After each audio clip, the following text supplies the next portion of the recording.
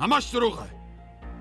اون دختر هیچ وقت مادرشو ندیده، باهاش حرف نزده. چطور میتونه بره که رشید دیدنش؟ و تو؟ حتی فکرشم نمی کردم اینقدر آدمه نمک نشناس و بی آبرویی باشی. به ناموس صاحبکار چشم داری؟ میخواستی اونو فراری بدی آره؟ اقبال خان، هیچ وقت فکرشم نمی کنم بهتون خیانت کنم. دروغ میگه، چرت و پرت میگه. به خاطر گیتی حتی رو منم دست بلند کردی.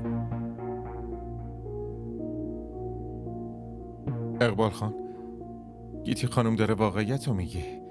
اگه حرف منو قبول ندارین حداقل به گیتی خانم اعتماد کنین.